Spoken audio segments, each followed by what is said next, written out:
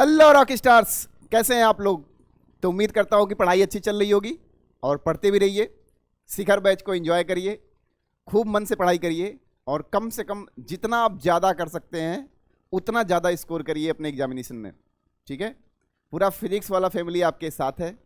आज जो चैप्टर हम लेके आए हैं शिखर के इस सीरीज में, उस चैप्टर का नाम है जनन स्वास्थ्य, यानी रिप्रोडक्टिव हेल्थ बोलते हैं इसे इंग्लिश में।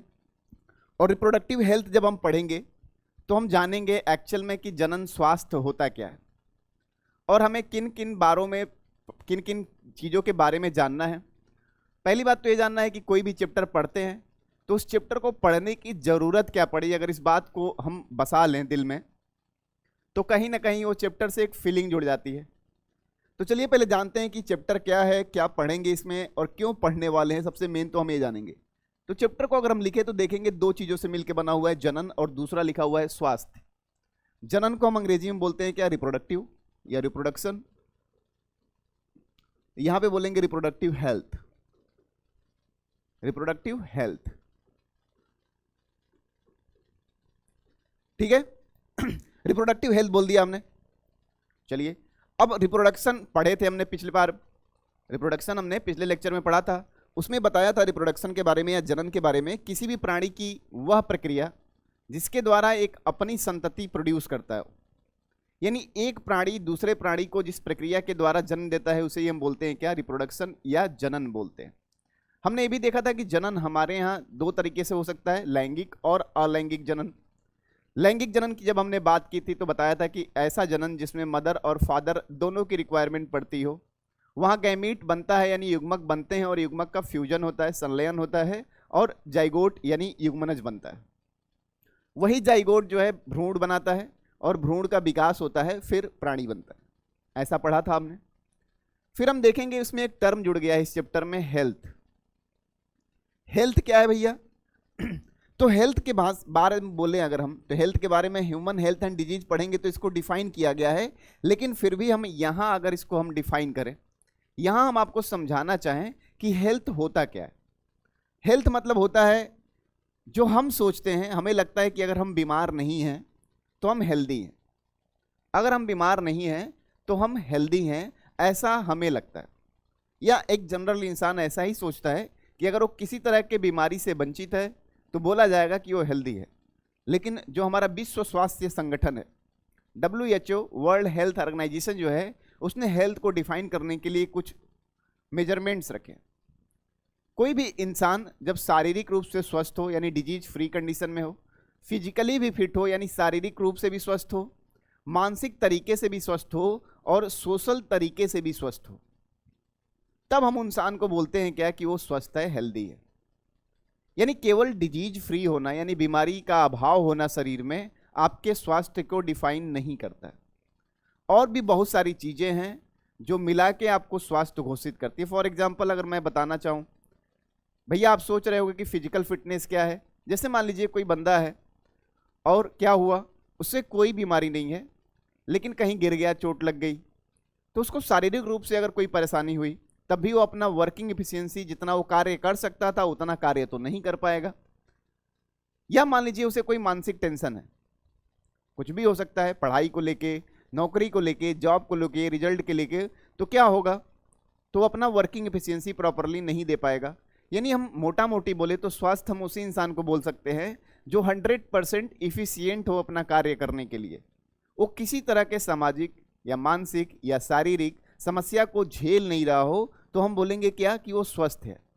अगर यही स्वास्थ्य की परिभाषा हम जनन के साथ जोड़ दें, यानी कोई भी ऐसा प्राणी या कोई भी ऐसा कपल जो जनन के हर डायमेंशन में क्या हो, सेफ हो, सही हो, सुरक्षित हो, तो उसे हम उस चैप्टर को बोलेंगे क्या, उसी में पढ़ेंगे हम जनन स्वास्थ्य को। उनको बोलेंगे कि रिप्रोडक्टिव रूप से वो क्या है, हेल्दी हैं, रिप्रोडक्टिवली क्या है, हेल्दी हैं, यानी जनन रूपी वो क्या है, स्वस्थ है।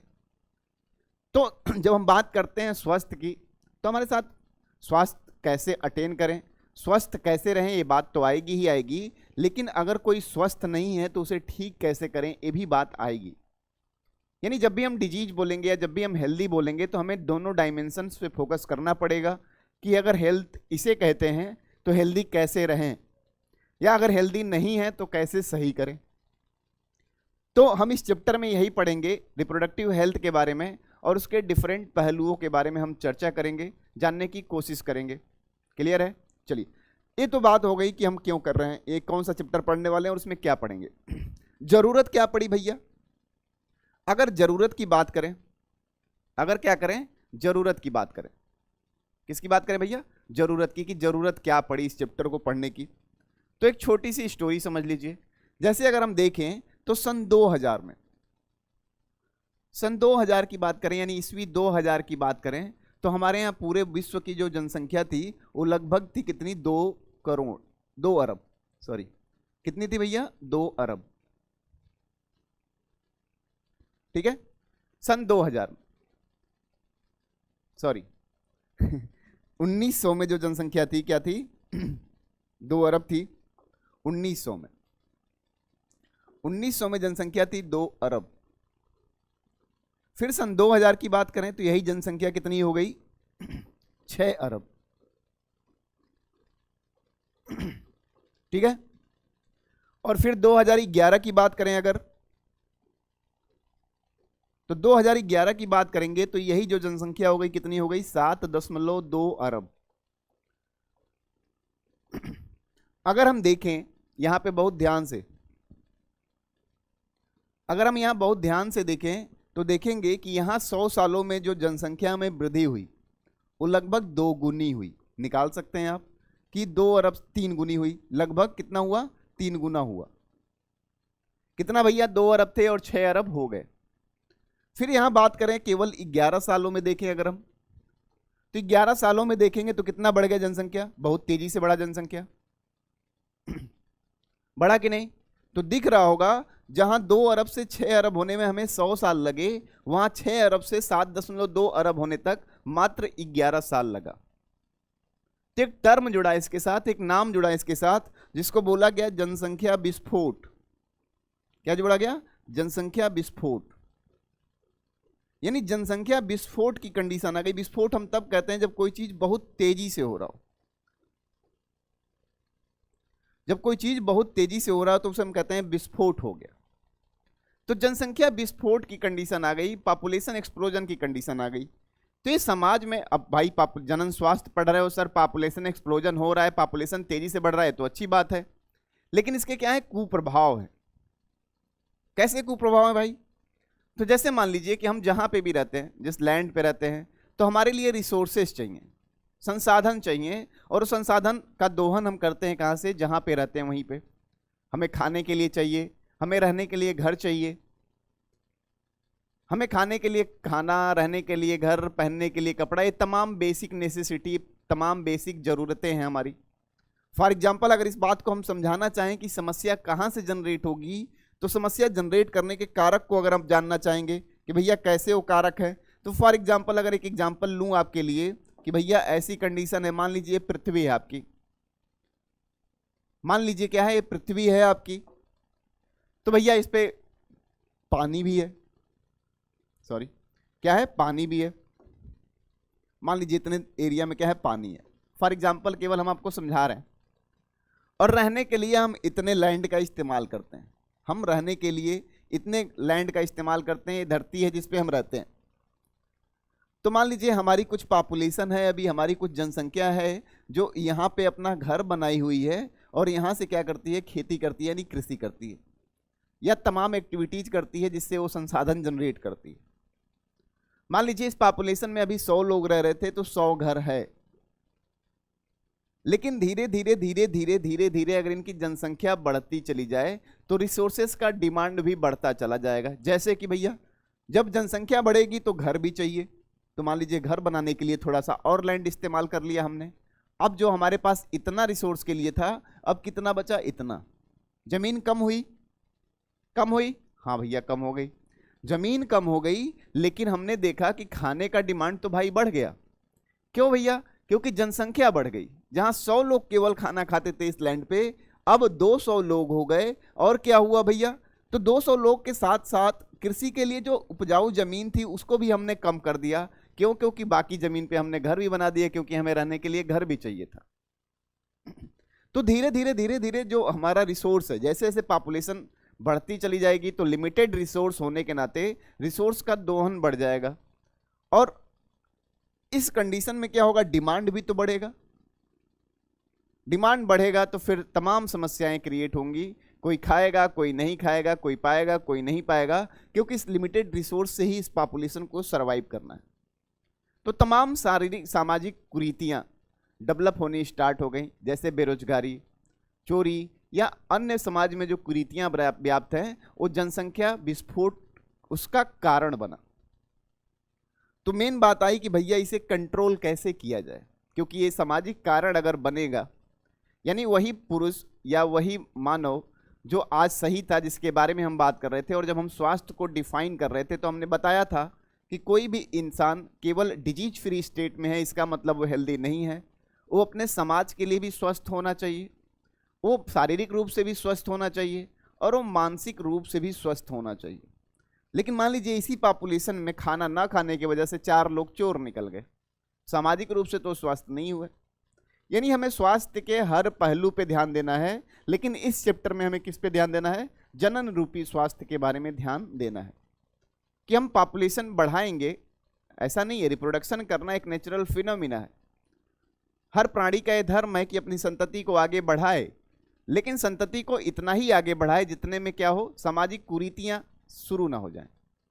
तो हम इसी चैप्टर को पढ़ेंगे, हमारे पढ़ने का जो मेन लक्ष्य रहेगा इसी बात को समझना रहेगा, और हमें इस चैप्टर को पढ़ने की जरूरत इसीलिए पड़ी, क्यों, क्योंकि हम इसके बारे में जान सके कि भैया क्या जरूरत आन पड़ी कि हम population control population control population control चिल्लाते हैं।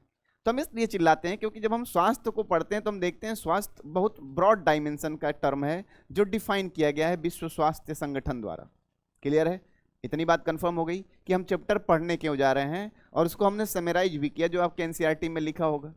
अब इसके लिए भारत ने पहली बार, अब सरकारों ने अपना अपना ये जब दुख जताया, सरकारों को लगा कि नहीं इस पे कोई कार्यक्रम लेना चाहिए, तो भारत सरकार ने पहली बार पूरे वर्ल्ड में, भारत सरकार ऐसी थी जो पहली बार लेके आई 1951 में परिवार नियोजन कार्यक्रम। क्या ले आई भैया, परिवार नियोजन कार्यक्रम। बहुत बार सवाल पूछा गया है कि परिवार नियोजन कब आया।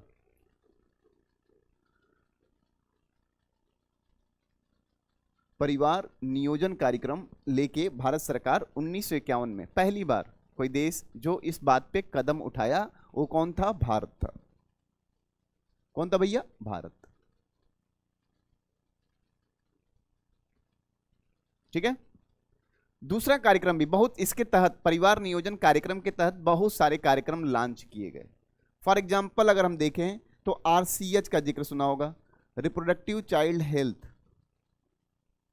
बाल स्वास्थ्य कल्याण या बाल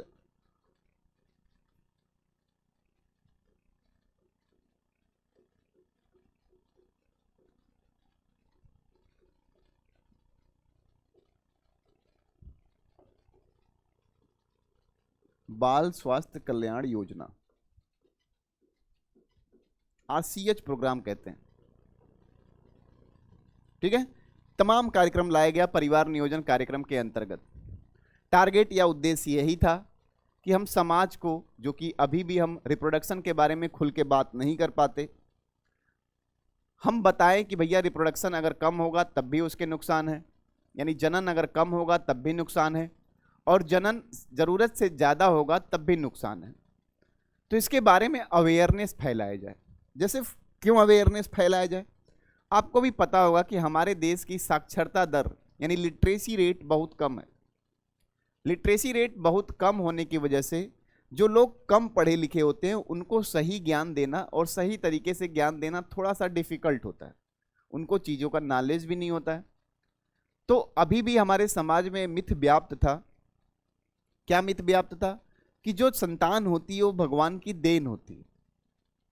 लेकिन इस मिथ में या इस मिथ में जी रहे जो प्राणी हैं उनको इस बात को कैसे समझाया जाए कि जो संतान प्रोड्यूस हो रही है वो एक सर्टेन लिमिट तक तो सही है, लेकिन अगर उसका नंबर बढ़ता गया तो हो सकता है कि उसको प्रॉपर पोषण न मिले, उसको रख रखाव की प्रॉपर सुविधा न मिले, तो समाज में तमाम सामाजिक कुरीतियां प्रोड्यूस कर सकता है।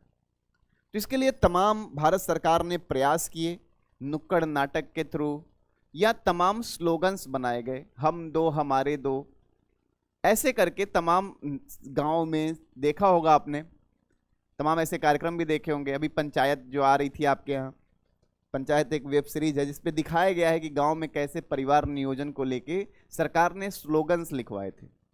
बस स्लोगन्स का मतलब ये था कि जो लोग नहीं समझ पा रहे हैं इस बात को, उन तक भी इस बात को पहुंचाया जाए कि भैया ज़्यादा प्रोड्यूस करना, प्रोड्यूस करने के बाद जो समस्याएं क्रिएट होती हैं, तो प्रोड्यूस करने के पहले अगर उन समस्याओं से बचा जा सके तो हम जनसंख्या को कंट्रोल कर सकते हैं, उनको इस बात को बताया जाए।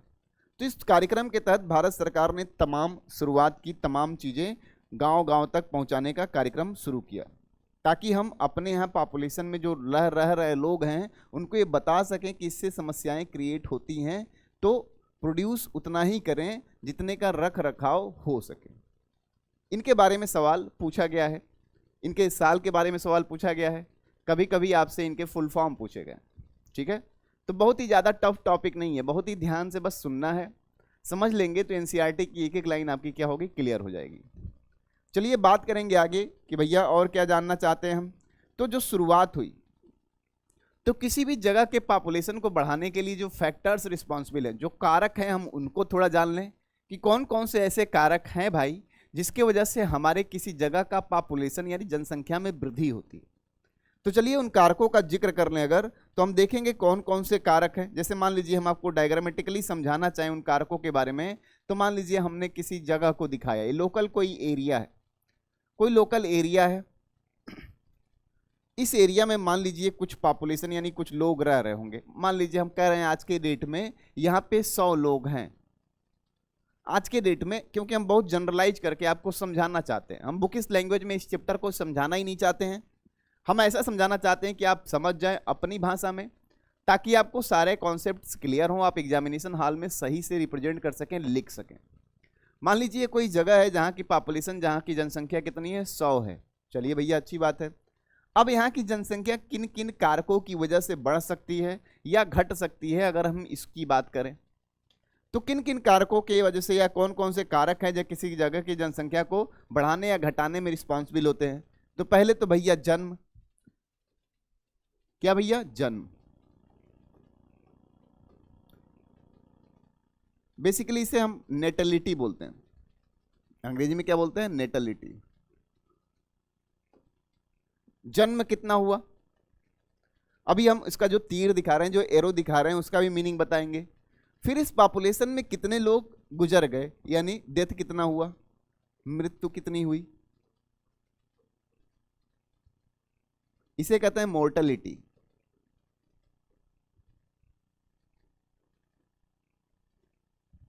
जन्म कितना हुआ, मृत्यु कितनी हुई।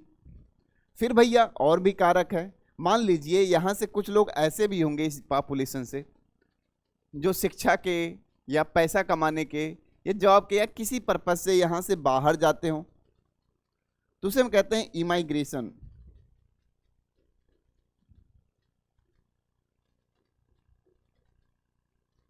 कुछ लोग यहां से चले जाएंगे शिक्षा के लिए, जॉब के लिए यहां से बाहर जाते होंगे, और कुछ लोग यहां पे भी तो शिक्षा के लिए या जॉब के लिए बाहर से अंदर आ सकते हैं, तो उसे हम कहते हैं इमिग्रेशन। इमिग्रेशन।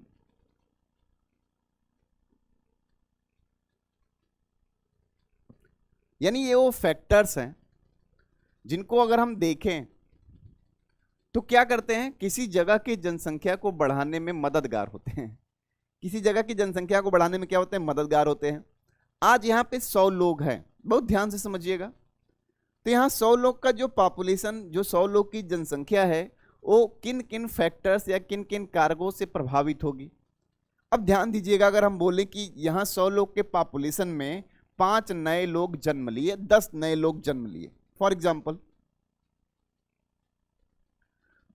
ठीक है, तो अगर जन्म की बात करें तो इस पॉपुलेशन को क्या करेगा, जनसंख्या को क्या करेगा, बढ़ाएगा।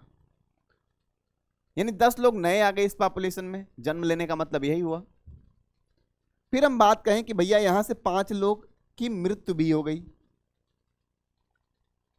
तो 5 लोग की मृत्यु हो गई, तो जो जन्म के वजह से 110 हुए थे, वो 5 लोग की मृत्यु होने की वजह से अब 105 हो जाएंगे।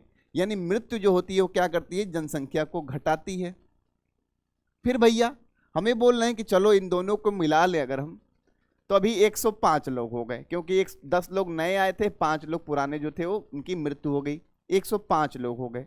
बेसिक में कितने थे, 10 लोग थे, 100 लोग थे, ठीक है।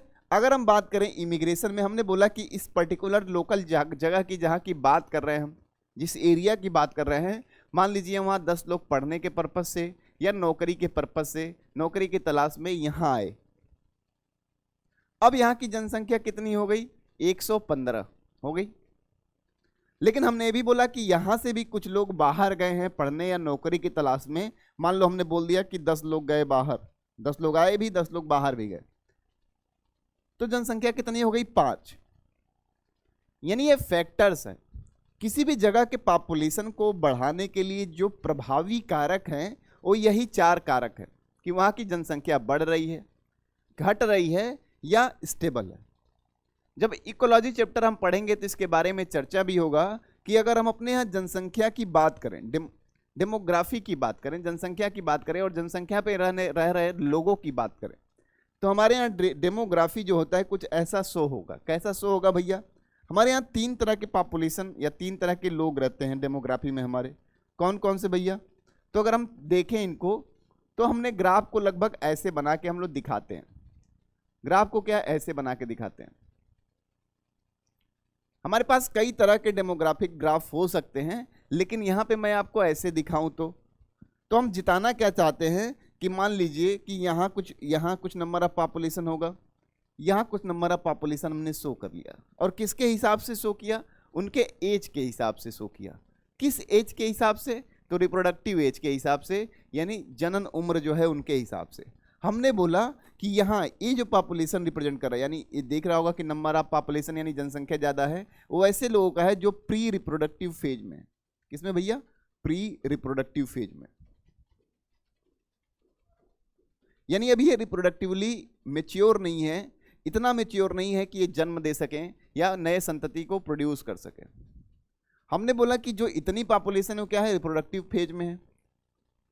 किसमें फेज में, रिप्रोडक्टिव फेज में, यानी जनन रूपी क्या है, एक्टिव है। रिप्रोडक्टिव फेज में जनन रूपी एक्टिव है। इस पॉपुलेशन में जो भी जनसंख्या बढ़ रही है वो इन्हीं के वजह से बढ़ रही है। और यहाँ पे जो हमने पॉपुलेशन दिखाया वो बताया कि ये लोग पोस्ट रिप्रोडक्टिव फेज के लोग हैं, यानी जिनका जननिक उम्र जो है वो खत्म हो चुका है,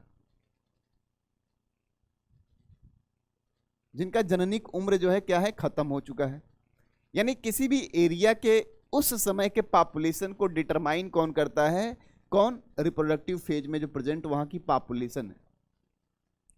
जो जनन कर सकता है वही पॉपुलेशन डिसाइड करता है कि वहां की जनसंख्या कैसे होगी। प्री रिप्रोडक्टिव फेज वाले अभी जननिक तरीके से क्या है, एक्टिव ही नहीं हुए हैं, और पोस्ट रिप्रोडक्टिव फेज वाले जो इंसान हैं वो उस फेज को क्रॉस कर चुके हैं, अब वो जनन नहीं कर सकते।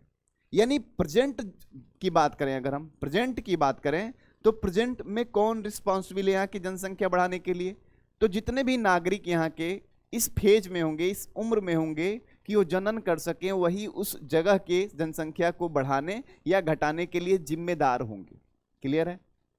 लेकिन अगर हम फ्यूचर की बात करें कि चलो भैया आज जितनी जनसंख्या है सही है, लेकिन हम चाहते हैं कि फ्यूचर में जनसंख्या पे थोड़ा काबू पाया जाए, तो हम 2 लोगों को ज्ञान दे सकते हैं, 2 लोगों को बता सकते हैं, नरेट कर सकते हैं। कौन भैया, एक तो आज के डेट में जो वहाँ रिप्रोडक्टिवली एक्टिव हैं, जो जनन कर रहे हैं, एक तो उनको ज्ञान दिया जा सकता है, बताया जा सकता है कि भैया जनसंख्या के बढ़ने से क्या क्या प्रभाव पड़ सकते हैं, एक तो उनको, और दूसरा आने वाली जनरेशन को, क्योंकि यही जनरेशन कुछ दिन बाद इसमें कन्वर्ट होगी, ये लोग इसमें कन्वर्ट हो जाएंगे और ये लोग निकल लेंगे।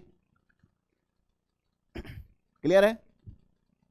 यानी अगर हम 2 फेजेज पे ध्यान दें कि इन 2 फेजेज को अगर हम कैसे भी मैनेज कर ले जाएं, ये बात बता ले जाएं, ये बात बता ले जाएं, तो हम कैसे भी किसी जगह के पॉपुलेशन को, किसी लोकल एरिया के पॉपुलेशन को कंट्रोल करने में थोड़ा सक्षम हो जाएंगे।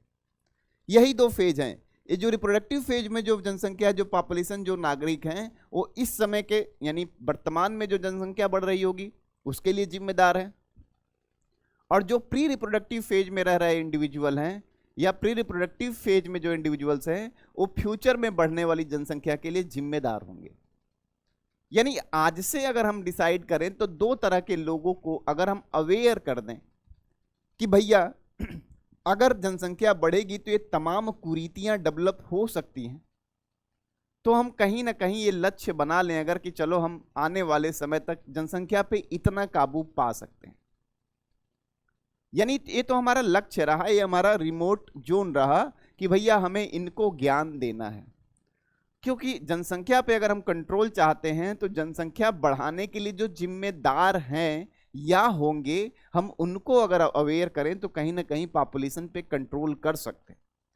तो समस्या है कि भैया बताएं कैसे, बात बताएं कैसे। तो तमाम भारत सरकार ने मुहिम चलाई, इस मुहिम के तहत तमाम स्लोगन्स लगाए गए गांव में, परिवार नियोजन के तमाम चीजें। फिर किताबों में इनके बारे में डिस्कस किया गया कि जनसंख्या बढ़ेगी तो क्या समस्या होगी, और उसी फेज में आप पढ़ भी रहे हैं। अगर नहीं किताब में डिस्कस होता तो आप ये चैप्टर पढ़ नहीं रहे होते। यानी कम से कम आप पढ़ेंगे और थोड़ा भी ध्यान लगाएंगे तो जनसंख्या से बढ़ने वाली जो समस्याएं हैं उसके बारे में समझ जाएंगे। तो कम से कम आज आप प्री रिप्रोडक्टिव फेज में इस वीडियो को देख रहे हैं, तो जब अपने रिप्रोडक्टिव फेज में पहुंचेंगे तो उन चीज़ों को लागू करेंगे। यस या नो? यही तो है इस चैप्टर का मतलब। क्योंकि कोई चैप्टर अगर आप पढ़ रहे हैं तो उसका बेसिक मीन क्या है, मोटो क्या है पढ़ने का।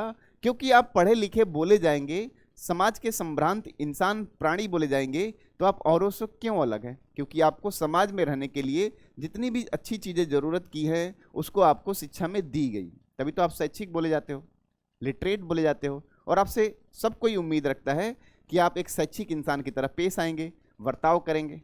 क्लियर है? तो ये कॉन्सेप्ट रहा हमारा, एक क्लियर कॉन्सेप्ट रहा। तो भारत सरकार ने तमाम मुहिम चलाया और पर्पज बस यही था कि भैया जो बढ़ती हुई जनसंख्या की वजह से होने वाली कुरीतियां हैं उस पर कैसे हम कंट्रोल पा लें।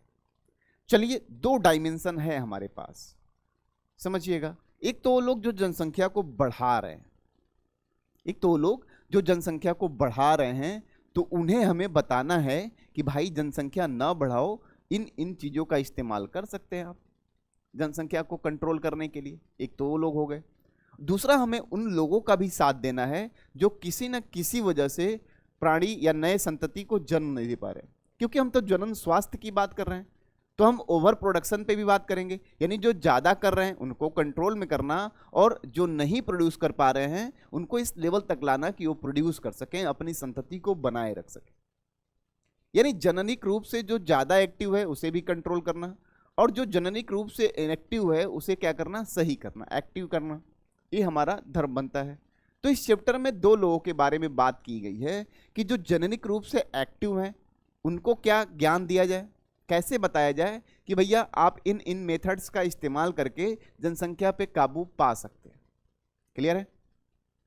और जो जननिक रूप से एक्टिव नहीं है, जिन्हें हम अपनी भाषा में बंधे बोलते हैं या इनफर्टाइल बोलते हैं, ऐसे इंडिविजुअल जो कैपेबल नहीं है कि एक नया इंडिविजुअल बना सकें किसी भी कमी के वजह से, तो हम उन्हें प्रमोट करें कि अपना जो रिप्रोडक्शन है, रिप्रोडक्शन उनका कैसे हम मेंटेन कराएं। तमाम डिवाइसेस, तमाम युक्तियां, तमाम टेक्निक्स डेवलप की गई कि ऐसे बंध या इनफर्टाइल जो इंडिविजुअल्स हैं उनको भी हम संतति प्रोड्यूस करने का मौका दें। तो हम हमारे टारगेट ग्रुप दो हो गए दोस्त, एक तो जो ज़्यादा प्रोड्यूस कर रहे हैं और एक वो जो प्रोड्यूस नहीं कर पा रहे।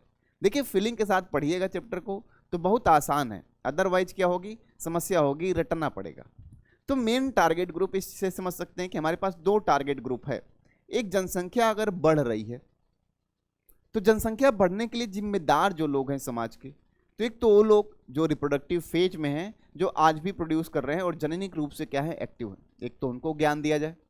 दूसरा कौन है, अगर उस पॉपुलेशन में कुछ पॉपुलेशन के लोग ऐसे भी होंगे जो अभी रिप्रोडक्टिव फेज में नहीं आए हैं, यानी जननिक जो उम्र है उनका एज है उसमें नहीं आए हैं, तो उनको पहले से ही बताया जाए कि भैया जनसंख्या बढ़ाने या कितना बढ़ा सकते हैं या कितना प्रोड्यूस करेंगे तो सक्सेसफुल या सही रहेगा आपके लिए या जो जन्म लेगा उसके लिए, उसको प्रॉपर रिसोर्सेज कितना आप दे सकते हैं, कितना वो अचीव कर सकता है और कितना उसको रिक्वायरमेंट है। प्लस हमें उन व्यक्तियों के बारे में भी ध्यान रखना है जो इन्हीं पॉपुलेशन में से रिप्रोडक्टिवली एक्टिव नहीं है। कैसे भैया? वो बंद हैं, इनफर्टाइल हैं, they are not capable to produce a individual, वो प्रोड्यूस करने के काबिल नहीं है, तो हमें उनको भी सपोर्ट करना है। क्लियर है? तो हम देखते हैं कि भारत सरकार ने कौन कौन से या कौन कौन से मेथड्स हैं जिसका इस्तेमाल करके हम जनसंख्या पे काबू पा सकते हैं, जिसका इस्तेमाल करके हम जनसंख्या पे काबू पा सकते हैं। चलिए भैया मेथड्स की बात कर लें, यानी विधियां की बात कर लें, यानी जनसंख्या नियंत्रण की विधियां। जनसंख्या नियंत्रण की विधियां कैसे करें?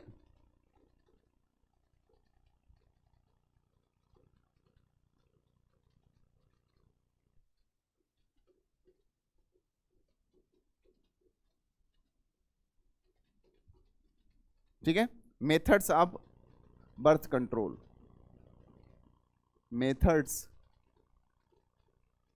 ऑफ बर्थ कंट्रोल, बहुत ध्यान से समझिएगा। बर्थ कंट्रोल के तमाम मेथड्स हैं कि कैसे हम जनसंख्या को कंट्रोल करें, और कंट्रोल हम करवा किससे रहेंगे भैया? तो जो उस जनसंख्या में जो भी रिप्रोडक्टिवली एक्टिव होगा उसी से तो हम जनसंख्या कंट्रोल करवाएंगे उस पर्टिकुलर समय का, वही तो करेंगे। ठीक, तो जनसंख्या कंट्रोल के विधियों में कुछ नेचुरल विधियां होती हैं, यानी प्राकृतिक विधियां। कुछ क्या होती है हमारे पास? प्राकृतिक विधियां होती हैं, यानी जिसे हम बोलते हैं क्या? Natural method of birth control. क्या बोलते हैं भैया? Natural method of birth control.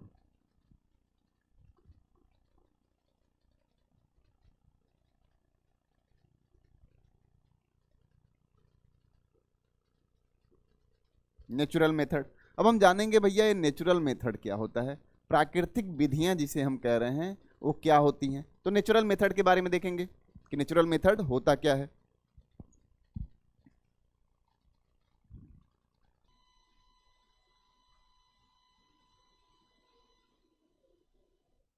तो जो प्राकृतिक विधियों को हम देखेंगे कि कौन कौन सी प्राकृतिक विधियां हैं जिससे हम बर्थ पे या जनसंख्या पे काबू पा सकते हैं और जिसको फॉलो किया जाता है हमारे सोसाइटी के द्वारा। उसमें विधियों का नाम अगर हम लिखें, विधियों के नाम लिखें कि भैया कौन कौन से विधि हैं। ठीक है, तो कौन कौन से विधि हैं अगर इसको हम ध्यान दें तो एक होता है हमारा क्या? आवधिक संयम। आवधिक संयम, अभी हम समझेंगे इसे क्या मतलब होता है इसका।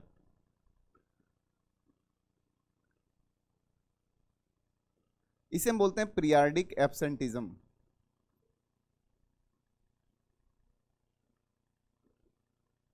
एब्सेंटियंस।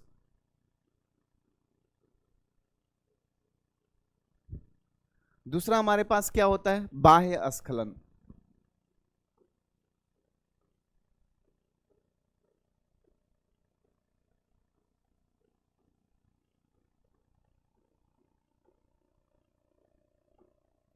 इसे बोलते हैं कोएटस इंटरप्टस।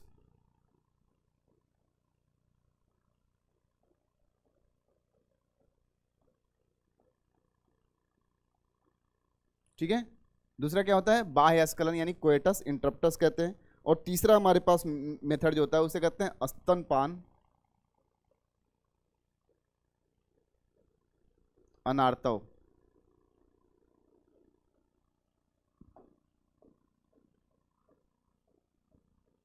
यानी लैक्टेशन, लैक्टेशन एमेनोरेहिया।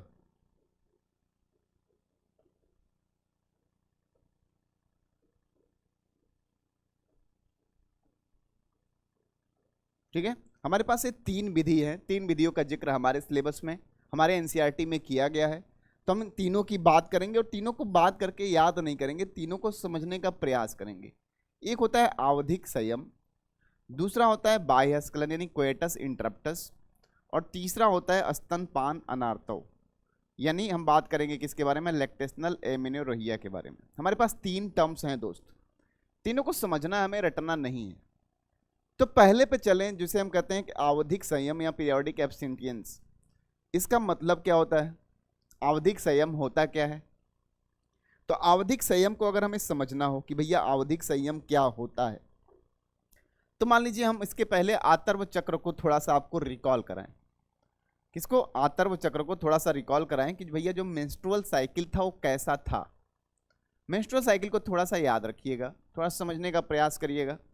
जब हम आतर्व चक्र पढ़ रहे थे तो इसको हमने क्या किया था, 28 दिनों की साइकिल लगभग बोलते हैं, और हम बोलते हैं कि आतर्व चक्र यानी मेंस्ट्रुअल साइकिल का जो टाइमिंग होता है 28 दिन का होता है।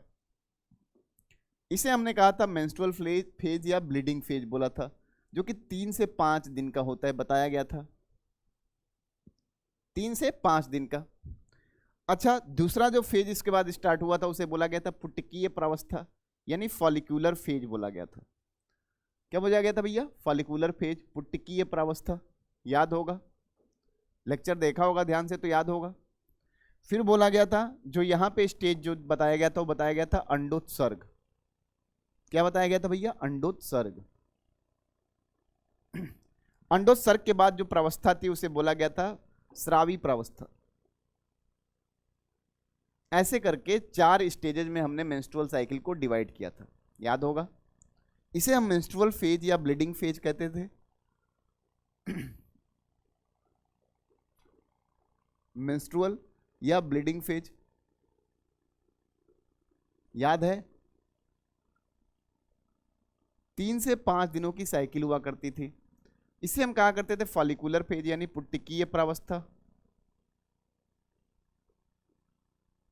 पुटकीय प्रावस्था यानी फॉलिकुलर फेज।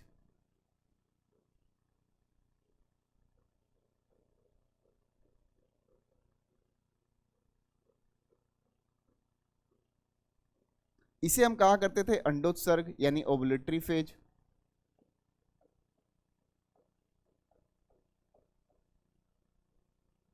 ठीक है, ओवुलेटरी हो गया। और यहां हम बोला करते थे सिक्रेटरी फेज।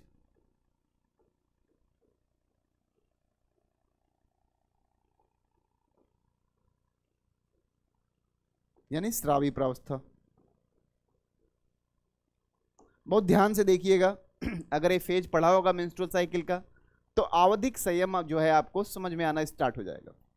अब ध्यान देंगे कि जब मेंस्ट्रुअल फेज जैसे यानी ब्लीडिंग फेज जैसे ही खत्म होता है उसके बाद पुटकीय प्रावस्था स्टार्ट होती है। और पुटकीय प्रावस्था होती क्या, अगर याद करिएगा तो जो हमारे यहाँ प्राथमिक अंडक होते थे उनको क्या किया जाता है, ग्रो कराया जाता है। FSH और LH आते हैं, जिसमें फॉलिकुलर स्टिमुलेटिंग हार्मोन जो होता है, जो प्राथमिक पुट्टिका थी हमारे पास उसे ग्रो कराता है। याद होगा हम पढ़ रहे थे जब ओवरी को काट करके, तो हमने देखा था कि जो प्राथमिक पुट्टिकाएं प्राइमरी फॉलिकल्स थी उसमें ग्रोथ पहले स्टार्ट होता है, क्योंकि उसमें जो मियोसिस यानी अर्धसूत्री विभाजन उसका क्या होता है, रुका हुआ होता है।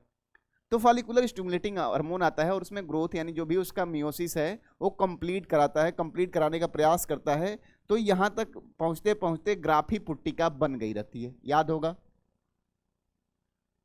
और ग्राफी पुट्टिका बनने के बाद एक स्टेज ऐसा आता है जब FSH और LH में से LH का कॉन्सेंट्रेशन यानी सांद्रता बढ़ती है, हम बोलते हैं LH ज़्यादा हो जाता है। उस कंडीशन को हम LH सर्ज कहा करते थे। और LH ल्यूटिनाइजिंग हार्मोन जैसे ही बढ़ता है वैसे ही ग्राफी पुट्टिका 2 भागों में बढ़ जाती है, अंडक और जो हमारा कॉर्पस ल्यूटियम होता है उसमें। यानी अगर यहाँ से लेके और यहाँ तक की बात करें तब तो अंडा है ही नहीं, फीमेल एग है ही नहीं उसके फैलोपियन ट्यूब में या यूट्रस में या गर्भाशय में। और जब एग ही नहीं है तो स्पर्म अगर इस प्रावस्था में पहुंचेगा तो भैया उसे एग मिलेगा ही नहीं, और एग नहीं मिलेगा तो फर्टिलाइजेशन यानी निषेचन का कोई चांस ही नहीं होगा। तो कुछ लोग इस जो प्रावस्था है उसको सेफ पीरियड बोलते हैं। Safe period in the sense जब सेक्सुअल फेज में हम सेफ पीरियड की बात करते हैं तो इसका सीधा सा कॉन्सेप्ट होता है कि द पीरियड इन विच अगर हम कॉपुलेशन करें तो फर्टिलाइजेशन के चांसेस बहुत कम हो। फर्टिलाइजेशन के चांसेस बहुत कम हो। अब आपने पढ़ा होगा जैसे ही यहाँ कॉर्पस ल्यूटियम बनेगा प्रोजेस्टेरॉन ज़्यादा रिलीज करेगा, और जो भी एग रिलीज हुआ है इस दौर में, उस एग को अगर फर्टिलाइज हो तो इम्प्लांट हो सके, इसके लिए जो हमारा प्रोजेस्टेरॉन होता है हमारे गर्भाशय के अंदर की दीवार को, आंतरिक दीवार को क्या करता है, न्यूट्रिटिव बनाता है। फिर जैसे अगर एग फर्टिलाइज नहीं हुआ तो यही कॉर्पस ल्यूटियम कॉर्पस एल्बिकेंस में कन्वर्ट हो जाता है, एस्ट्रोजन का अमाउंट बढ़ता है, और एस्ट्रोजन का अमाउंट बढ़ता है तो वो आतर्व चक्र की शुरुआत कराता है, और एग जो है वो डिजनरेट हो जाता है, और जो भी प्रिपरेशन की गई थी इंडोमेट्रियल लाइनिंग पे, जो भी न्यूट्रिशन लेयर बनाई गई थी, फिर से रप्चर होती है और ब्लीडिंग फेज के द्वारा वो बाहर आती है। यानी कुछ प्रावस्था, यानी यहाँ से यहाँ तक और यहाँ से यहाँ तक में देखें तो अंडा गायब होगा, और अंडा होगा ही नहीं तो इसे पीरियड ऑफ सेक्स कहते हैं, यानी इसे ही पीरियडिक एब्सेंटियंस कहते हैं, यानी आवधिक संयम कहते हैं। बहुत ध्यान से देखिएगा, एक तो तरीका ये हो सकता है, एक तो तरीका ये हो सकता है, लेकिन इसके लिए क्या होगा, इलिटरेट लोग तो नहीं जान पाएंगे कि भैया कब फॉलिकुलर फेज चल रहा है, कब एग आया होगा और कब वो डिजनरेट कर गया होगा। इतना एग्जैक्ट कैलकुलेशन तो इम्पॉसिबल है। दैट्स वाई नेचुरल मेथड का हम इस इस्तेमाल तो करते हैं, लेकिन इसका जो सक्सेसफुल रेट है वो कम होता है। क्लियर है दोस्त, क्योंकि कॉन्सेप्ट को हम समझेंगे केवल। दूसरा है भैया बाह्य स्खलन, यानी क्वेटस इंटरप्टस। फर्टिलाइजेशन के लिए यानी निषेचन के लिए जरूरी है कि मेल गैमीट और फीमेल गैमीट, यहीं पे अगर हम समझा दें तो मेल से निकलने वाला स्पर्म और फीमेल से मिलने वाला एग, यहां से निकलने वाला शुक्राणु,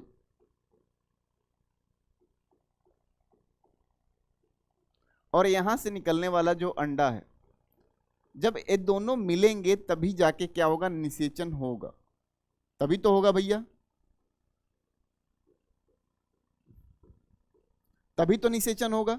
अच्छा, अंडा तो ऑलरेडी ओवोल्यूशन के दौरान फैलोपियन ट्यूब में आ जाता है, तो इसको तो हम रोक नहीं सकते, लेकिन पुरुष ड्यूरिंग कॉपुलेशन क्या करता है, जब शुक्राणु इजाकुलेट होने वाला होता है उसके पहले ही योनि मार्ग से अगर स्खलन को बाहर को करे तो क्या होगा, ना शुक्राणु पहुंचेगा और ना ही क्या होगा, निषेचन होगा। इससे भी मेंटेन या ऐसे भी नेचुरल मेथड का इस्तेमाल किया जा सकता है, लेकिन एक्यूरेसी जो है बहुत कम होती है, क्योंकि स्पर्म जिसे हम सीमेन कहते हैं उसमें जो स्मैग्मा होता है, उसमें जो प्रोड्यूस, उसके पहले जो लुब्रिकेटिंग मटेरियल रिलीज होता है उस मैग्मा में भी बहुत सारे स्पर्म पाए जाते हैं, तो इसके भी फेल्योर के चांसेस ज़्यादा होते हैं।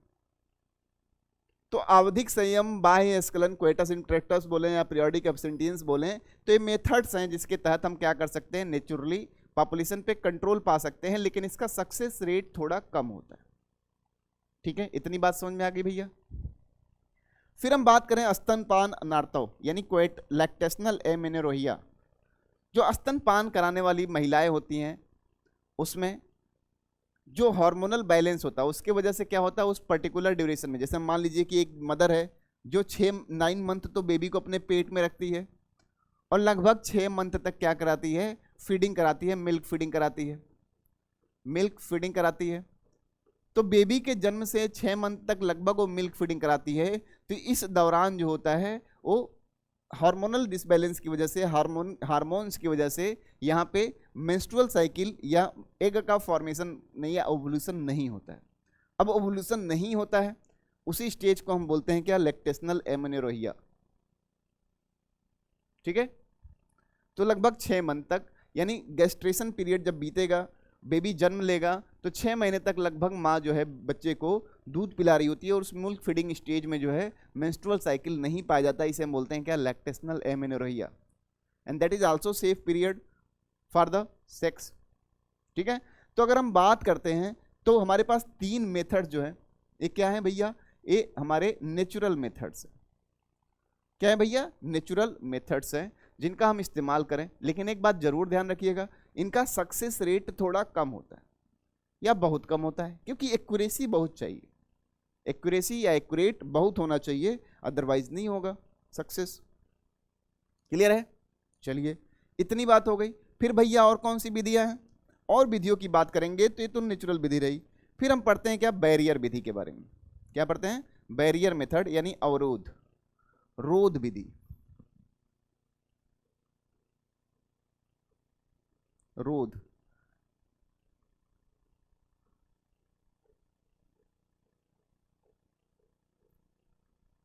रोध विधियां, इसे हम कहते हैं क्या, बैरियर मेथड कहते हैं, बैरियर मेथड्स कहते हैं।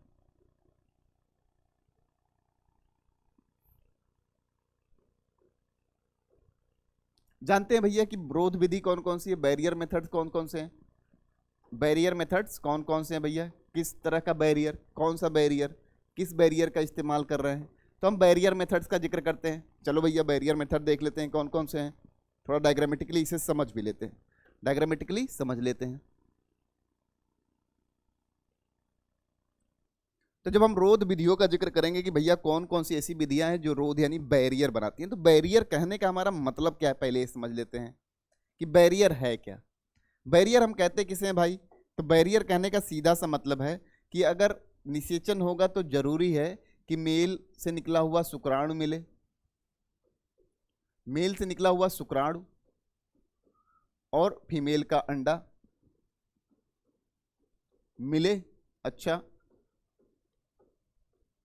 फीमेल का अंडा और मेल का शुक्राणु जो है मिले, तभी तो हम बोलेंगे कि निषेचन होगा। और निषेचन अगर होगा तो हम एक बार हम देख लेते हैं फीमेल रिप्रोडक्टिव सिस्टम को बना के। यहाँ पे हमने बनाया ऐसे गर्भाशय, क्योंकि हम लिटरली समझना चाहते हैं ऐसा। यहाँ पे कहीं हमारा जो फैलोपियन ट्यूब बनाया है हमने, यानी डिम्ब वाहिनी नलिका बनाया है। यहाँ पे यहाँ से अंडाशय जो है लिगामेंट की मदद से लगा रहता है ऐसे, और यही अंडा रिलीज करता है। और शुक्राणु के आने का रास्ता क्या है भाई? शुक्राणु के आने का रास्ता ए है, ऐसे पहुंचेगा। शुक्राणु ऐसे ही तो पहुंचेगा। कहां से आ रहा होगा? तो जो पुरुष का बाह्य जननांग है उससे निकल के आ रहा होगा, और ऐसे ऐसे करके यहाँ एग है इसके पास पहुंचेगा। तो अगर हम इसके रास्ते में ही रुकावट कर दें, रास्ते में ही रुकावट बना दें, तो क्या होगा भैया? रास्ते में ही रुकावट क्रिएट कर दें, यानी हमारा ये पर्पज हो कि भैया जो इनका रास्ता है यहाँ से तय करके इस अंडे तक के पहुँचने का, इस रास्ते में ही हम कोई रोध या कोई बैरियर लगा दे जिससे कि ये पहुँच ही ना पाए। तो क्या ये निषेचन कर पाएंगे?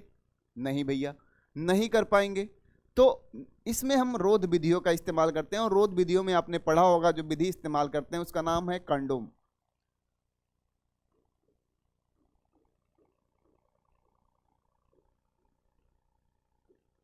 अच्छा, ये बना होता है किससे? लेटेक्स से। और इसके इस्तेमाल से फायदे होते हैं, जैसे मान लीजिए रोध विधि के द्वारा हमने स्पर्म को क्या किया? एग से मिलने नहीं दिया, ये तो बात अलग है। लेकिन लेटेक्स का होने की वजह से, थिन मेम्ब्रेनस स्ट्रक्चर होने की वजह से, जो सेक्सुअली ट्रांसमिटेड डिजीजेज हैं, जो सेक्स के ड्यूरिंग सेक्स के दौरान एक पार्टनर से अगले पार्टनर में ट्रांसफर होती है, इस पे भी बहुत रूप से या बहुत प्रभावी रूप से हमने नियंत्रण प्राप्त किया इसके इस्तेमाल से। तो जनसंख्या में नियंत्रण हुआ ही हुआ, लेकिन सेक्सुअली ट्रांसमिटेड जो डिजीज थे उस पर भी काबू पाया गया by using this barrier method. तो जो कंडोम होता है उसका इस्तेमाल करते हैं मेल। कौन करता है भैया? मेल करते हैं। और भी बहुत सारा है, जैसे डायाफ्राम हो गया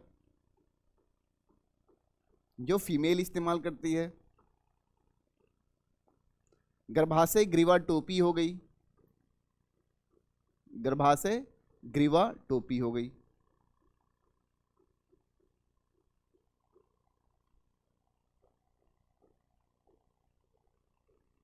गर्भाशय ग्रीवा टोपी हो गई। तो इन सबका जो डायाफ्राम हो गया, गर्भाशय ग्रीवा टोपी बता रहे हैं, कहीं ना कहीं कुल मिला जुला के इनका बस एक ही कॉन्सेप्ट या एक ही प्रिंसिपल होगा कि भैया जो आने वाला स्पर्म है, जो इधर से मेल के बाह्य जननांग से आने वाला स्पर्म है, उसे रोक दिया जाए, उसे अंडे तक पहुंचने ही ना दिया जाए, ताकि निषेचन का जो क्रिया है वो कंप्लीट ही नहीं हो पाए। और निषेचन की जब क्रिया कंप्लीट नहीं हो पाएगी तो भैया भ्रूण बनेगा ही नहीं, जाइगोट बनेगा ही नहीं। तो भैया ठीक है, हमने जनसंख्या पर नियंत्रण पा लिया। तो ये विधियां हैं जो रोध विधियां हैं, जिसमें हमने क्या किया? इनके रास्ते में ही रुकावट प्रोड्यूस कर दी, रास्ते में ही क्या किया? रुकावट बना दिया। अब रास्ते में रुकावट हो गई तो क्या हुआ? स्पर्म का मुलाकात हो नहीं पाई अंडे से, और स्पर्म की मुलाकात नहीं हो पाई अंडे से, तो हमने क्या किया? इस विधि को सक्सेसफुली इंप्लीमेंट किया। तो याद रखिएगा रोध विधियों में हम इन 3 चीज़ों का इस्तेमाल करते हैं। और भी बहुत सारे हैं, फीमेल फेमिडोम का इस्तेमाल करती है, लेकिन कुल मिला जुला के कॉन्सेप्ट यही होगा कि हम जो भी डिवाइस इस्तेमाल करेंगे उसका पर्पज यही होगा कि इस शुक्राणु को अंडाणु से मिलने न दे, अंडे से मिलने न दे, निषेचन के इवेंट को पूरा ना होने दे। फिर क्या है भैया, तो नेक्स्ट वीडियो में गर्भाशयी युक्तियां हैं, इंट्रायूट्राइन डिवाइसेस है, अंतः गर्भाशयी युक्तियां। बहुत बार सवाल पूछा गया इस तरह का, अंतः गर्भाशयी युक्तियां।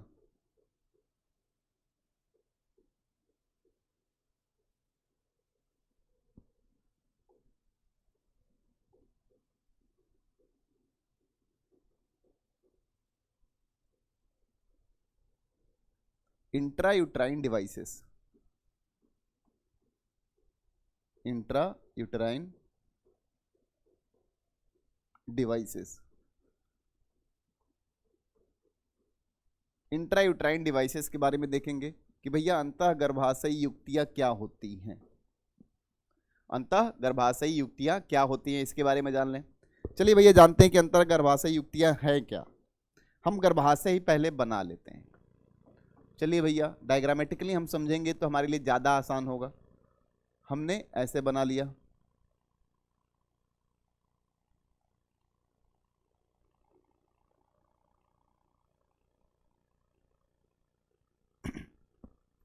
अब इसमें जो गर्भाशय, इसे हम एक गर्भाशय हो गया, मान लीजिए गर्भाशय है, गर्भाशय हो गया। और मान लीजिए अगर हम पूरा डायग्राम बना के अंडाशय को भी दिखाना चाहें जहाँ से अंडा रिलीज होगा, तो यहाँ अंडाशय होगा। और गर्भाशय का ये डिंब वाहिनी नलिका वाला जो इलाका है, गर्भाशय का जो डिंब वाहिनी नलिका वाला इलाका है वही आता होगा अंडाशय के पास, ऐसे हमने डायग्राम बना के समझाया भी था इसे, ऐसे। और यही अंडे को रिसीव करता होगा, ठीक है, अंडे को रिसीव करता होगा। तो स्पर्म यानी शुक्राणु के आने का जो रास्ता है दोस्तों कौन सा है, ऐसा है। जब इस रास्ते से हो के गुजरेगा और अंडे तक पहुंचेगा तब जाके क्या होगा, यहां पे कहीं फर्टिलाइजेशन होगा, यहां पे कहीं निषेचन होगा जब अंडे से मुलाकात होगी। तो हम करते क्या है, महिलाओं में अंतः गर्भाशयी युक्तियों का इस्तेमाल करते हैं, यानी ऐसे डिवाइसेस, ऐसे डिवाइस बोल रहे हैं जिसको हम गर्भाशय में क्या करते हैं, इम्प्लांट करते हैं, गर्भाशय में रखते हैं। मान लीजिए कोई डिवाइस है हमने गर्भाशय में रखा, जैसे कॉपर टी सुना होगा, उसको धागे की मदद से ऐसे एक संरचना होती है जिसको हम गर्भाशय में लगा देते हैं। क्या, कॉपर टी देखा होगा, डायग्राम ऐसे बना होगा, ऐसा रॉड शेप का एक संरचना होगा और उसको धागे की मदद से ऐसे हमने लगा दिया, कॉपर टी गर्भाशय में लगा दिया। अब कहोगे इसका क्या इस्तेमाल है, तो किसी न किसी तरीके से, बहुत ध्यान से समझिएगा, किसी न किसी तरीके से अगर हम बस ये कर लें, क्या कर लें भैया, कि शुक्राणु को अंडाणु से मिलना न दें। हमारा पर्पस तो यही है कि निषेचन ना हो। शुक्राणु को अंडाणु से मिलने के लिए बहुत सारी चीज़ें प्रभावकारी हैं, जैसे शुक्राणु का मोटाइल होना, शुक्राणु का हेल्दी होना, तभी तो अंडा से मिलेगा और अंडे को फर्टिलाइज करेगा, निषेचित करेगा। जब निषेचन होगा उसके बाद जाइगोट बनेगा, भ्रूण बनेगा। लेकिन तत्पश्चात अगर निषेचन नहीं हुआ तो डेफिनेट सी बात है हम अपने जो मंसूबे थे उसमें क्या हुए उसमें सक्सेसफुल हुए। तो हमने इंट्रायूट्राइन डिवाइसेस का इस्तेमाल किया। इंट्रायूट्राइन डिवाइसेस की अगर हम बात करें तो इंट्रायूट्राइन डिवाइसेस आपसे पूछी गई बहुत हैं, तो कौन कौन सी हैं भैया इंट्रायूट्राइन डिवाइसेस के नाम पे, जैसे पढ़ा होगा कॉपर टी पढ़ा होगा, दूसरा कलम ले लेते हैं। इंट्रायूट्राइन डिवाइसेस के नाम पे क्या पढ़ा होगा, कॉपर टी पढ़ा होगा, मल्टीलोड 375 पढ़ा होगा,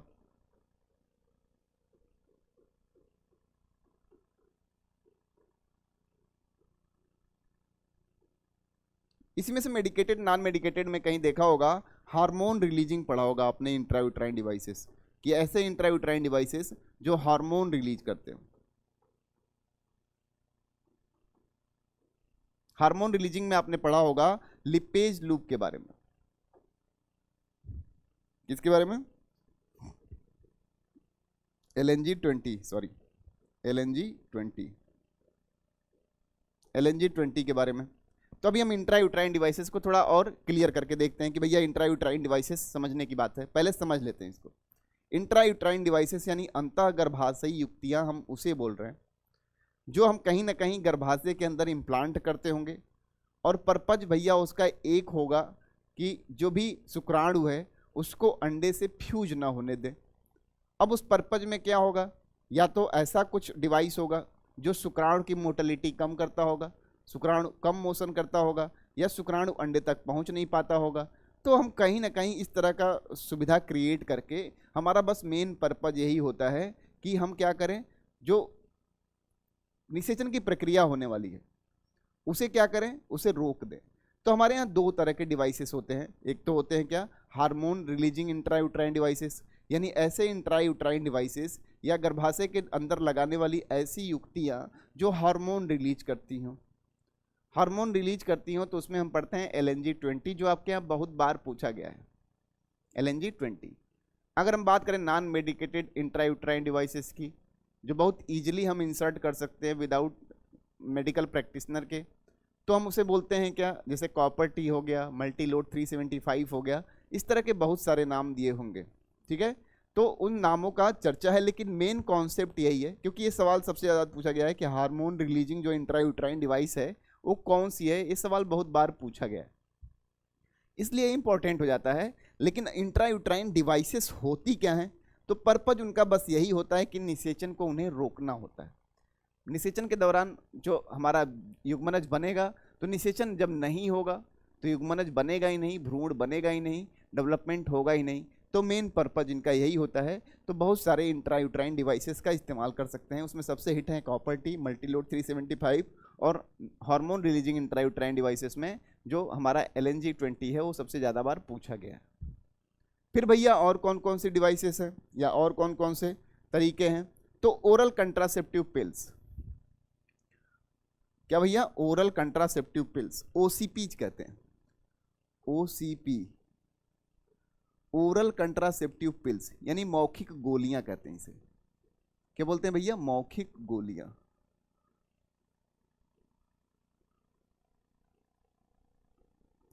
मौखिक गोलियां हैं जो बनी इनिशियली तो दोनों के लिए थी, मेल के लिए भी फीमेल के लिए भी, लेकिन अब फीमेल मेल की जो गोली बनी थी, मेल के लिए जो गोली बनी थी गॉसी पॉल बनी थी, तो उसकी कुछ रेगुलर इस्तेमाल से क्या हुआ, कुछ समस्याएं ऑब्जर्व हुई, तो फिर धीरे धीरे बैन हो गया। लेकिन सबसे पहले अगर हम बात करें ओरल कंट्रासेप्टिव पिल्स की, तो सबसे पहला जो ओरल कंट्रासेप्टिव पिल्स था उसका नाम था सहेली। ये बहुत बार सवाल पूछा गया है, उसका नाम क्या था, सहेली नाम था। कहाँ डेवलप किया गया था, तो CDRI Lucknow, central drug research institute Lucknow में डेवलप किया गया था, या CDRI लखनऊ ने डेवलप किया था। और जो ओरल कंट्रासेप्टिव पिल्स होते हैं, जितने भी हम डिवाइसेस बोल रहे हैं बर्थ कंट्रोल के, उनका कार्य करने का तरीका, प्रिंसिपल जो है अलग अलग होता है।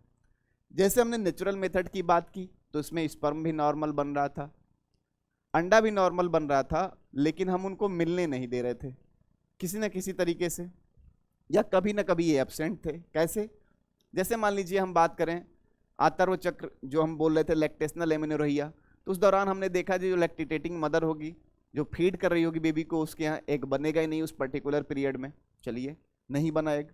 दूसरा हमने देखा कि बाह्य स्खलन हमने किया, तो उसमें शुक्राणु भी था, अंडाणु भी था, सही था, लेकिन हमने क्या किया, शुक्राणु को ही बाहर इजाकुलेट किया। ठीक है, दूसरा तरीका ये था। तीसरा हमने बताया क्या था, पीरियाडिक एब्सेंटिज्म। उसमें क्या था भैया, तो उसमें जब ही अभी अंडा डेवलप ही नहीं हुआ है, यानी अंडा अभी गर्भाशय तक पहुंचा ही नहीं है, तो इनका अलग मेथड हो गया। फिर हमने बात की किसकी, रोध विधि की। उसमें हमने क्या किया, बैरियर लगाया, और बैरियर लगा के प्रयास किया, चाहे वो मेल में इस्तेमाल किया हो या फीमेल में, हमारा प्रयास बस यही था कि भैया हम शुक्राणु को अंडाणु से मिलने न दें, निषेचन को न होने दें। फिर हमने तीसरा इस्तेमाल किया क्या, इंट्रायूट्राइन डिवाइसेस, यानी अंतःगर्भाशयी युक्तियां। पर्पज हमारा एक ही था कि निषेचन नहीं होने देना है, लेकिन तरीका अलग था। इसमें हमने क्या किया, डिवाइसेस यानी जिस भी युक्ति का इस्तेमाल किया वो फीमेल के गर्भाशय में रखा। अब वो क्या था, कुछ हार्मोन रिलीज करने वाले होते हैं, और कुछ के जो मेटल्स होते हैं, जैसे कापर क्या करता है, स्पर्म की मोटिलिटी को कम कर देता है। स्पर्म की मोटिलिटी कम हो जाएगी तो निषेचन के लिए जो पहुंचने वाले अंडे हैं, शुक्राणु हैं, वो क्या होंगे, वहां तक नहीं पहुंचेंगे, तो शुक्राणु निषेचित कर ही नहीं पाएगा, तो फर्टिलाइजेशन नहीं होगा। तो इसी तरह से अलग अलग प्रिंसिपल्स होते हैं। उसी तरह से जब हम बात करेंगे ओरल कंट्रासेप्टिव पिल्स की, ओरल कंट्रासेप्टिव पिल्स जो होते हैं ओसीपी सबसे पहली किसने बनाई थी? सहेली बनी थी, सीडीआरआई लखनऊ में। इसको बनाया जाता है किससे? प्रोजेस्टेरॉन और एस्ट्रोजन के कॉम्बिनेशन से। प्रोजेस्टेरॉन और एस्ट्रोजन का कॉम्बिनेशन होता है। प्रोजेस्टेरॉन और एस्ट्रोजन के कॉम्बिनेशन से बनाया जाता है। और इसका प्रिंसिपल क्या होता है? ये प्रिवेंट करता है, रोकता है किसको? ओवुलेशन को। Prevent ovulation. सवाल यही बहुत बार पूछा गया है कि इसका कॉन्सेप्ट क्या होता है। तो जो ओरल कंट्रासेप्टिव पिल्स होती हैं वो दो तरीके की होती हैं। एक तो जो बिफोर कोएटस लिया जाए, बिफोर कोएटस जो लिया जाए, और एक आफ्टर कोएटस लिया जाए। लेकिन कॉम्बिनेशन से किसके बनाई जाती हैं? प्रोजेस्टेरॉन और एस्ट्रोजन की। इनका बेसिक प्रिंसिपल जो होता है, जो पर डे इस्तेमाल करने वाले, तो उसमें क्या होता है? ये ओवुलेशन को ही प्रिवेंट करते हैं, ओवुलेशन फेज आने ही नहीं देते हैं। जिससे क्या होता है कि ओवुलेशन जब डिले कराते हैं, ओवुलेशन डिले हो गया तो एग रिलीज डिले होगा या एग उस समय नहीं होगा, तो आप फर्टिलाइजेशन के इवेंट को रोक सकते हैं। तो हमारे पास ओरल कंट्रासेप्टिव पिल्स का विधि होता है। फिर हमारे पास जो नेक्स्ट विधि है उसको हम बोलते हैं बंध्यता। क्या बोलते हैं? बंध्यता। क्या बोलते हैं? बंध्यता। आपके बोर्ड के पर्पज से बहुत इंपॉर्टेंट है क्योंकि बहुत बार पूछा गया है। बंध्यता बोलते हैं इसे। बंध्यता दोनों मेल और फीमेल दोनों में परफॉर्म करते हैं हम। दोनों का डायग्राम बना लें अगर, तो ये सर्जिकल मेथड है। इसे हम स्टेराइल मेथड भी कहते हैं। ये सर्जिकल मेथड है, शल्य चिकित्सा विधि है, शल्य चिकित्सकीय उपाय।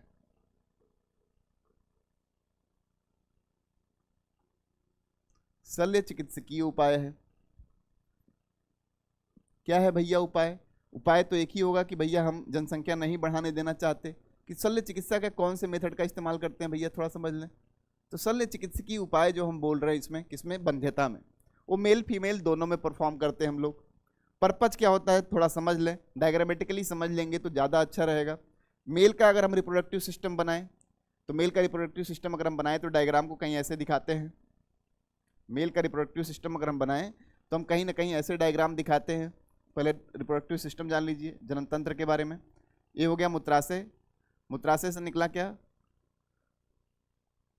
मूत्र जननांगी जो साइनस होगा वो आया। फिर यहाँ से निकला क्या? मूत्रनाल, ऐसे जो बाह्य जननांग के थ्रू होते बाहर खुलता है ऐसे। फिर जो मेल होता है उसके यहाँ वृषण कोष होते हैं, और इसी वृषण कोष में क्या रखा रहता है? वृषण रखा रहता है। याद होगा डायग्राम, याद होगा। और इसी वृषण में अगर शुक्राणु बनते हैं तो हम देखते हैं कि शुक्राणु जो है ऐसे, जो भी बना हुआ शुक्राणु है वो हमारे वास डिफरेंस के तहत आता है। यहाँ ऐसे ही तो आता है, जिसे हम कहते हैं क्या? स्पर्म डक्ट कहते हैं, शुक्र नलिका कहते हैं, या शुक्र वाहिका कहते हैं ऐसे। और शुक्राणु को यहाँ ड्रॉप करता है। याद होगा, याद होगा, याद होगा। अगर तो शुक्राणु को यहाँ ड्रॉप करता है तो हम कुछ ऐसा करें, इंसीजन लगा दे, यानी ये वाला रास्ता कट कर दे। बहुत ध्यान से देखिएगा, ये वाला रास्ता हम कट कर दे। ये वाला रास्ता हमने कट कर दिया और बांध दिया, मान लीजिए टाइट कर दिया। कट करके क्या किया? टाइट कर दिया। कट करके बांध दी। तो क्या यह टेस्टिस में या वृषण में बनने वाला शुक्राणु यहां पहुंच पाएगा? नहीं पहुंच पाएगा। तो मेल में जब हम इसे परफॉर्म करते हैं, पुरुष में परफॉर्म करते हैं, तो इसे हम बोलते हैं क्या? वेसोक्टॉमी।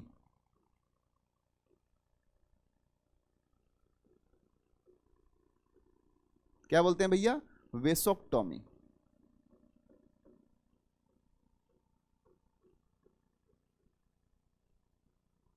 यहां हमने क्या किया? पुरुष का जो स्पर्म डक्ट था उसे ही काट दिया ताकि शुक्राणु पहुंचे ही नहीं, शुक्राणु यहीं कॉन्संट्रेट कर जाए, पहुंचे ही नहीं।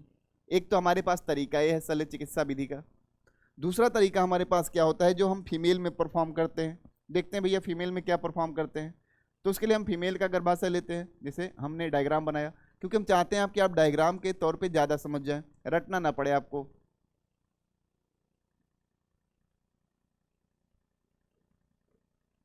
हमने यहाँ बना लिया क्या? अंडाशय बना लिया। अंडाशय बना लिया, उसके बाद जब हम जानते हैं कि अंडाशय जब बना लेंगे तो ये हमारी डिम्ब वाहिनी नलिका है, और डिम्ब वाहिनी नलिका के जो विशेष हिस्से होते हैं यहाँ अंडाशय तक पहुँचते हैं। और जब भी ये अंडा से अंडा रिलीज करता है, जैसे मान लीजिए अंडा से अंडा रिलीज किया, तो अब शुक्राणु के आने का रास्ता यही है, यही तो है, यही है ना। हाँ, शुक्राणु के आने का रास्ता यही है, तो हमने क्या किया, ये रास्ता ही बंद कर दिया। क्या किया भैया, ये रास्ता ही बंद कर दिया।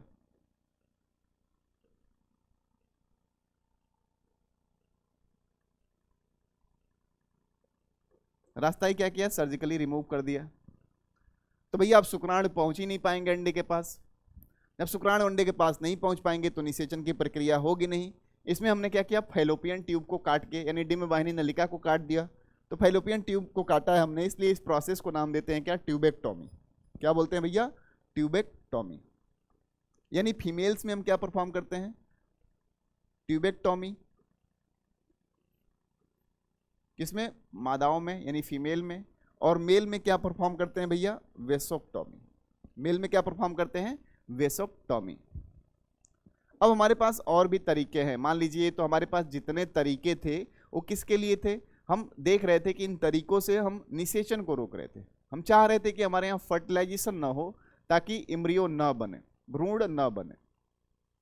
लेकिन मान लीजिए जाने अनजाने में अगर फर्टिलाइजेशन का इवेंट हो गया हो किसी कपुल से, तो क्या उसको हक नहीं बनता कि अगर वो नहीं चाह रहा है कि अगर संतति प्रोड्यूस करे, या वो एक्स्ट्रा नहीं प्रोड्यूस करना चाहता है, फिर भी उस मिसहैपन हो गया है, तो हमारे पास कुछ तरीका तो होना चाहिए कि इस मिसहैपन से उसे बचाया जा सके। तो हमारे पास एक तरीका होता है जिसे कहते हैं MTP, medical termination of pregnancy. बहुत ध्यान से समझिएगा, इसे एक्ट है इंडिया में, तो उसको हम समझेंगे भैया, MTP, medical termination of pregnancy.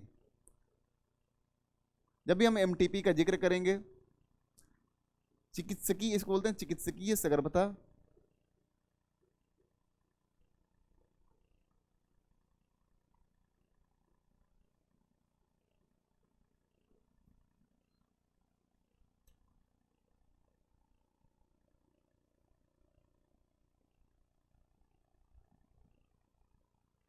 क्या बोलते हैं, चिकित्सकीय सगर्भता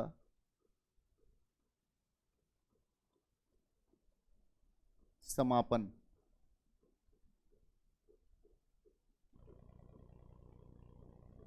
चिकित्सकीय सगर्भता समापन यानी medical termination of pregnancy, medical termination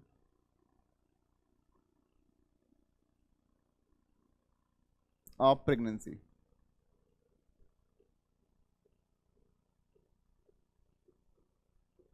अब बहुत ध्यान से कहानी के तौर पे समझिएगा, लागू किया गया है 1971 में MTP एक्ट।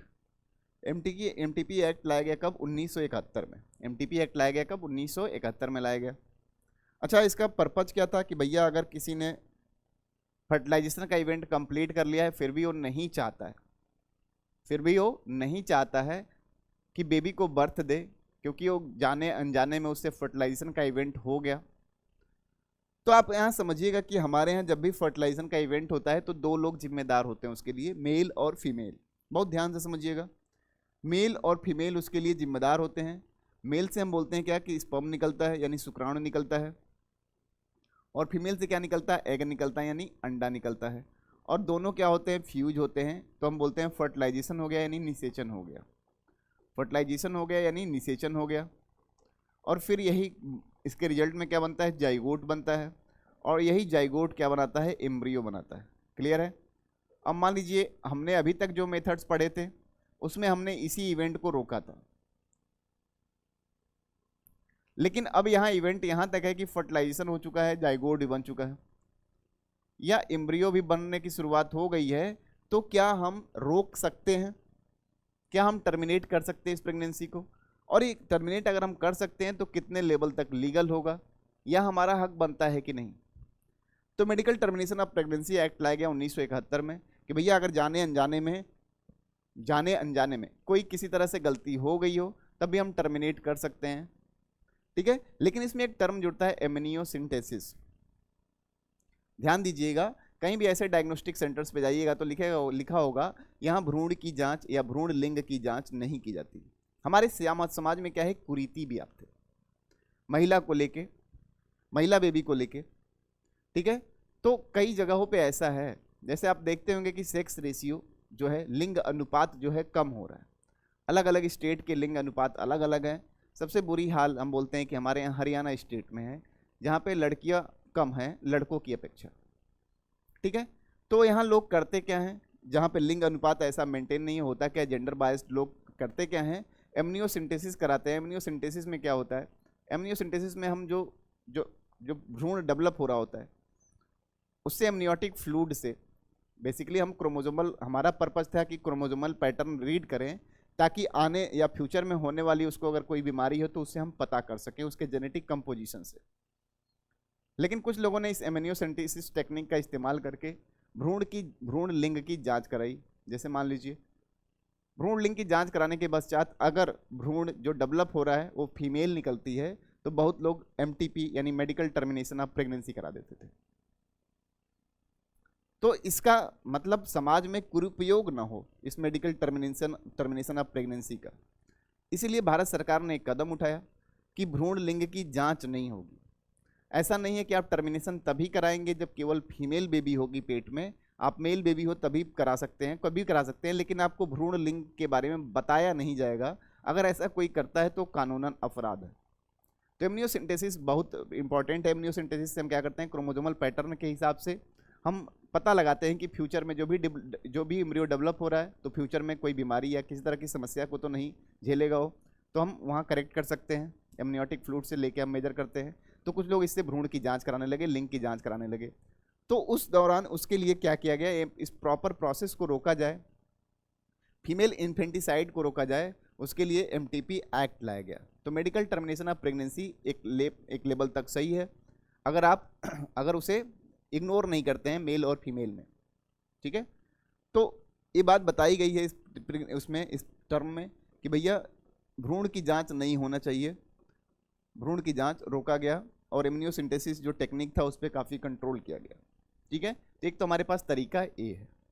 तो हमारे पास इतने तरीके हैं जिसके मदद से हम क्या कर सकते हैं, जिसके मदद से हम जो भी एक्टिवली पॉपुलेशन को क्या कर रहे हैं, बढ़ा रहे हैं, उनको हम ज्ञान दे सकते हैं कि भैया इन मेथड्स का इस्तेमाल करके आप क्या कर सकते हैं, थोड़ा सा पॉपुलेशन पे ब्रेक लगा सकते हैं, थोड़ा सा ब्रेक लगा सकते हैं। आपके पास ए टेक्निक्स अवेलेबल है जिसका इस्तेमाल आप करेंगे तो पॉपुलेशन कहीं ना कहीं आप कंट्रोल करने में मदद कर सकते हैं।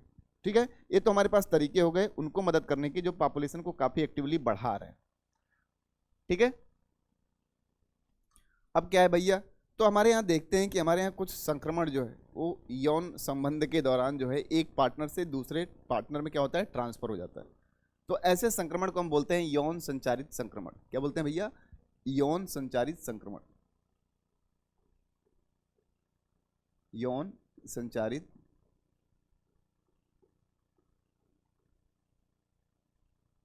संक्रमण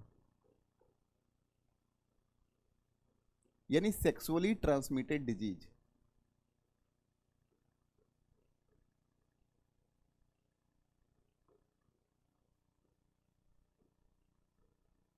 सेक्सुअली ट्रांसमिटेड डिजीज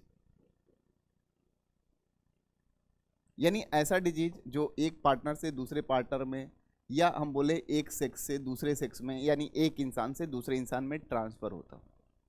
जैसे मान लीजिए ब्लड ट्रांसफ्यूजन के दौरान आपको एक आदमी की ब्लड दूसरे आदमी के ब्लड को दिया गया, उसके दौरान कोई बीमारी संचारित हो जाए, या मदर से सन में ट्रांसफ़र हो जाए, डॉटर में ट्रांसफ़र हो जाए, यानी एक जनरेशन से नेक्स्ट जनरेशन में ट्रांसफ़र हो जाए, तो through sexual mode of contact से हो सकता है। तो कुछ बीमारियां ऐसी होती हैं, हमारे यहाँ बीमारियों का जो ट्रांसमिशन होता है हम देखते हैं, वर्टिकल ट्रांसमिशन करते हैं, हॉरिजॉन्टल ट्रांसमिशन करते हैं, ऐसे हम डिफाइन करते हैं बीमारियों के बारे में।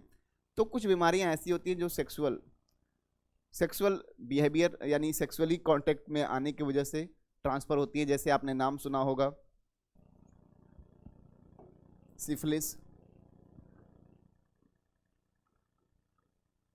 सुना होगा, अमीबियाता सुना होगा।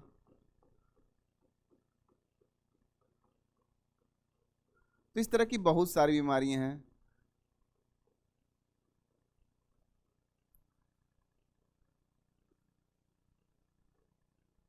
इस तरह की बहुत सारी बीमारियां हैं जो क्या होती हैं, ट्रांसफ़र होती हैं सेक्सुअली।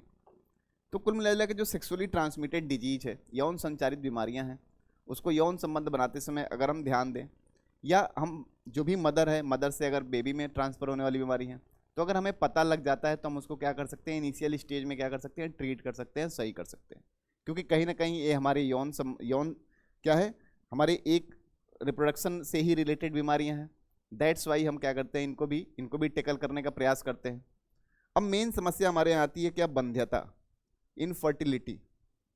क्या है, बंध्यता। अब इसको थोड़ा ध्यान से समझिएगा क्योंकि सवाल पूछे गए हैं। इनफर्टिलिटी,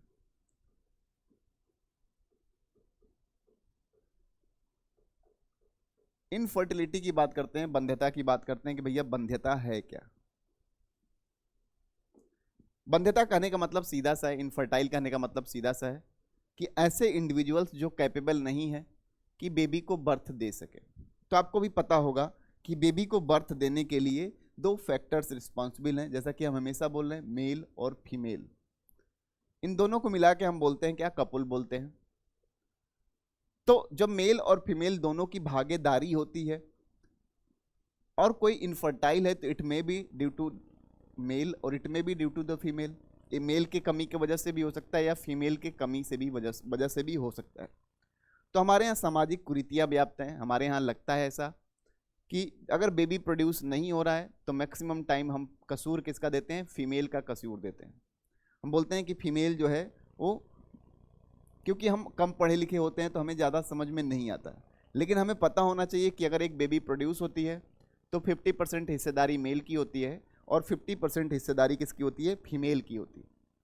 तो अगर कोई ऐसा इंडिविजुअल है जो कैपेबल नहीं है, जो इनफर्टाइल है, जो बंध्य है, जो इस लायक नहीं है कि एक बेबी प्रोड्यूस कर सके या अपनी संतति को आगे बढ़ा सके, तो हम उसके लिए भी बढ़ चढ़ के आगे हिस्सेदारी लेंगे। क्योंकि हम रिप्रोडक्टिव हेल्थ के बारे में पढ़ रहे हैं तो हमारे पास कौन कौन सी और टेक्निक्स है जिससे हम ऐसे इंडिविजुअल्स की मदद कर सकते हैं, जैसे हम ऐसे इंडिविजुअल्स की मदद हम कर सकते हैं। इससे सवाल बहुत पूछे गए, इसलिए इसको थोड़ा ध्यान से समझने का प्रयास करिएगा।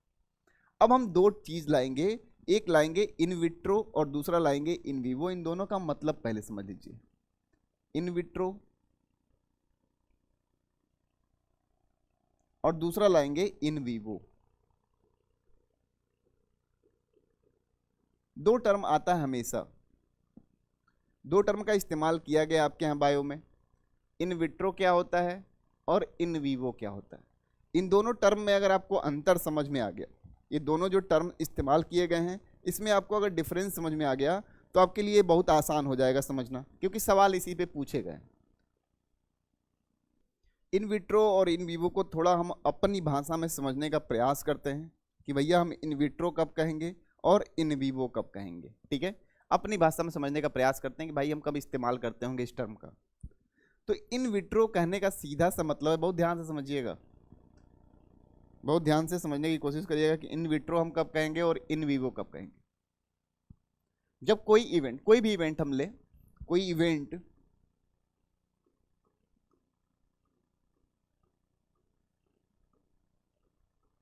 अपने नेचुरल प्लेस पे ना हो रहा हो,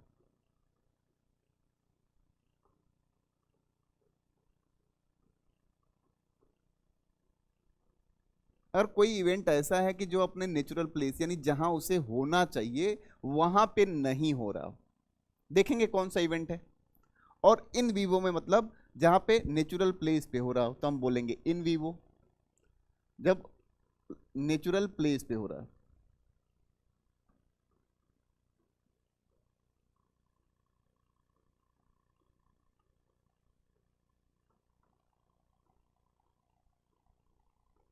ये दो लाइनें आप याद रखिएगा कि इन विट्रो कब कहेंगे और इन विवो कब कहेंगे।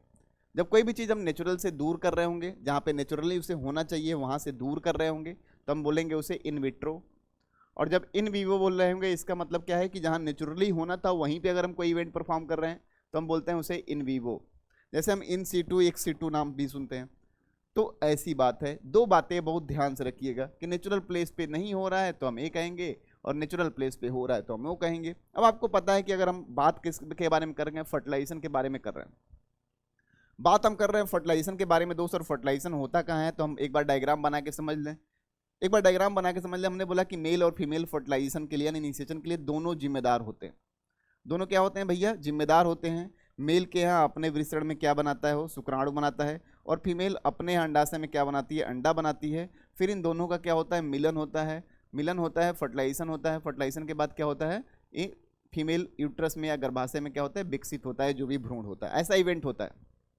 यानी फर्टिलाइजेशन का जब इवेंट डिसाइड करते हैं तो हम बोलते हैं कि मेल का शुक्राणु आता है ऐसे, और फीमेल के अंडे से मिलता है कहाँ पे? डिंब वाहिनी नलिका के किसी विशेष स्थान पे, और हम बोलते हैं कि निषेचन की प्रक्रिया क्या होती है? कंप्लीट होती है। अब हम टॉपिक पढ़ रहे हैं बंध्यता का। इसमें दो इंडिविजुअल ऐसे हैं जो कैपेबल नहीं है कि वो अपनी तरह की संतति प्रोड्यूस कर सकें। तो हो सकता हो कि मेल ही कैपेबल ना हो, और हो सकता हो फीमेल ही कैपेबल ना हो। तो ऐसे इंडिविजुअल्स को हम कैसे मदद कर सकते हैं? हमारे पास क्या तरीका है? तो हमारे पास जो तरीका होगा, जैसे मान लीजिए कोई मेल है, अगर वो प्रॉपर या जो भी स्पर्म बना रहा है, शुक्राणु बना रहा है, अगर वो हेल्दी नहीं है, तो हम उस कंडीशन में क्या कर सकते हैं? कोई डोनर सेलेक्ट कर सकते हैं। डोनर से स्पर्म लेंगे और स्पर्म को क्या करेंगे? हम यूट्रस में भेजेंगे और फर्टिलाइजेशन कराएंगे। या मान लीजिए कोई फीमेल है, फीमेल अंडा नहीं बना रही है हेल्दी, मेल का शुक्राणु जबकि हेल्दी है, तो अंडे को हम क्या करेंगे? फैलोपियन ट्यूब में प्लेस करेंगे। ऐसे करेंगे। तो हमारे पास बहुत सारे तरीके हैं। या मान लीजिए इनके यूट्रस की कंडीशन ऐसी नहीं है कि जिससे मेल स्पर्म होके जा पाए, या इनके यूट्रस में वो कंडीशंस नहीं बन पा रही हैं जो फर्टिलाइजेशन को प्रमोट करे, तो डेफिनेट सी बात है उस कंडीशन में हम फर्टिलाइजेशन बाहर कराएंगे। तो हमारे पास कई सारे टेक्निक है, कई सारे इवेंट है, जिसमें पूछा जाता है आपसे एग्जामिनेशन हॉल में कौन सा इन विट्रो मेथड है, कौन सा इन वीवो मेथड है। अब आपको इन टेक्निक के नाम जानने हैं और उसी को समझना है। जैसे आप नाम से इस टेक्निक को, जिसमें हम किसी ऐसे इंडिविजुअल का इस्तेमाल करते हैं, उस टेक्निक को बोलते हैं ART। क्या बोलते हैं भैया? ART। इसे बोलते हैं assisted reproductive technology. Assisted reproductive technology.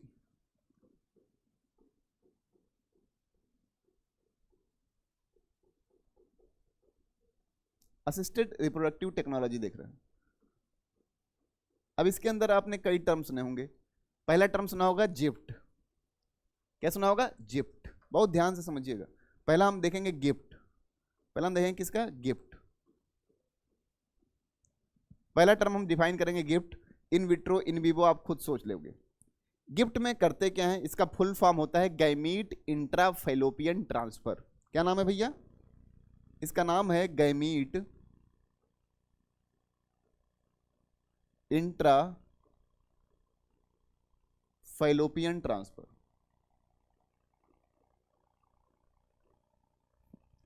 इसमें करते क्या है? जो भी गैमीट है, तो ये मेल गैमीट भी हो सकता है, फीमेल गैमीट भी हो सकता है।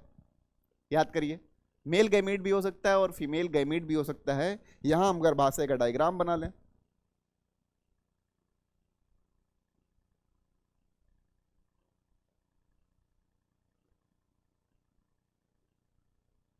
ठीक है, हम कह रहे हैं, नाम से ही लग रहा होगा कि गैमीट इंट्राफैलोपियन ट्रांसफर, यानी गैमीट कहां ट्रांसफर किया गया होगा? फैलोपियन ट्यूब के अंदर। अब गैमीट हम बोल रहे हैं, यानी फर्टिलाइजेशन तो नहीं हुआ है। अब ये फीमेल गैमीट भी हो सकता है और मेल गैमीट भी हो सकता है भैया, हो सकता है कि नहीं? और फर्टिलाइजेशन तो इसी पॉइंट पे होना है। फर्टिलाइजेशन इसी पॉइंट पे होना है। तो अगर हम मेल डोनर का इस्तेमाल करें या फीमेल डोनर का इस्तेमाल करें और उनसे हम गैमीट लें, और जो भी रिसीवर है उसमें हम क्या करें? इम्प्लांट करें उसे। कि मेल से अगर लिया है तो स्पर्म, और फीमेल से लिया है तो एक यहाँ इम्प्लांट किया। लेकिन फर्टिलाइजेशन हम कहाँ करा रहे हैं? निषेचन की प्रक्रिया करा कहाँ रहे हैं? तो हम करा रहे हैं कहाँ पे भैया? तो हम करा रहे हैं यहीं पे, जहाँ पे होना चाहिए, यानी फैलोपियन ट्यूब में होना चाहिए, तो वहाँ पे करा रहे हैं। क्लियर है? तो मेथड कौन सा हुआ? नेचुरल प्लेस पे हो रहा है, तो डेफिनेट सी बात है मेथड कौन सा हो गया भैया? इन विट्रो फर्टिलाइजेशन हुआ। इन विट्रो हो गया भैया, बट इन वीवो हुआ। क्या हो गया? In vivo. फर्टिलाइजेशन तो अपने नेचुरल प्लेस पे हुआ, हुआ कि नहीं? कोई समस्या? अब दूसरा हमारे पास टाइप है जिप्ट। क्या टाइप है भैया? जिप्ट। जिप्ट क्या होता है भैया? इसको समझ लेते हैं। जिप्ट में फुल फॉर्म लिखेंगे तो हम लिखते हैं zygote intra fallopian transfer, zygote intra fallopian transfer.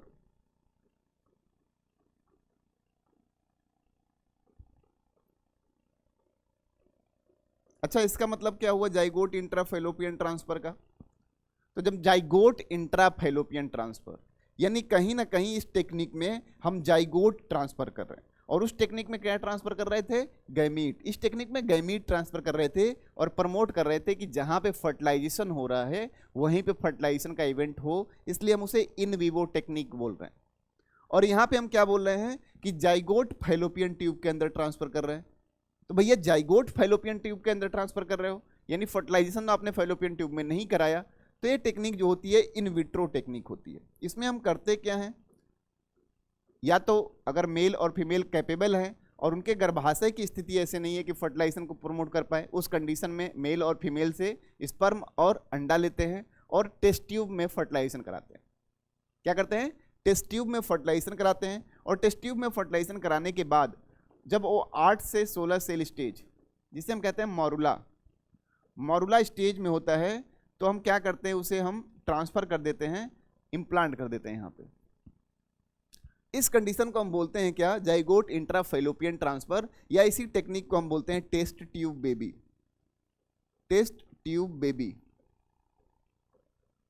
तो देखे होंगे लिखा रहता होगा सेंटर्स पे IVF, in vitro fertilisation centre, IVF centre लिखा रहता है, इन विट्रो फर्टिलाइजेशन सेंटर लिखा रहता है कि नहीं? देखा होगा ध्यान से, चलो देखा ही नहीं होगा। तो हमारे पास दूसरी टेक्निक ये है कि हम इस टेक्निक का इस्तेमाल कर सकते हैं। अब इस टेक्निक में समझिए क्या क्या कर सकते हैं। जैसे मान लीजिए कि दोनों मेल और फीमेल नॉर्मल है, जो नॉर्मल गैमीट बना रहे हैं, लेकिन उनके यूट्रस की कंडीशन ऐसी नहीं बन पा रही कि फर्टिलाइजेशन का इवेंट कंप्लीट करा पाए, तो टेस्ट ट्यूब बेबी परफॉर्म कर सकते हैं अपने ही गैमीट से फर्टिलाइजेशन करा के। 8 से 16 सेल स्टेज में होगा, फिर वो क्या करेंगे, इम्प्लांट कराएंगे अपने यूट्रस में।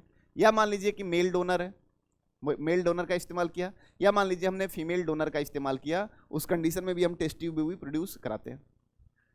एक नेक्स्ट टेक्निक होता है intracytoplasmic sperm injection, intracytoplasmic sperm injection, ICSI कहते हैं, इंट्रासाइटोप्लाज्मिक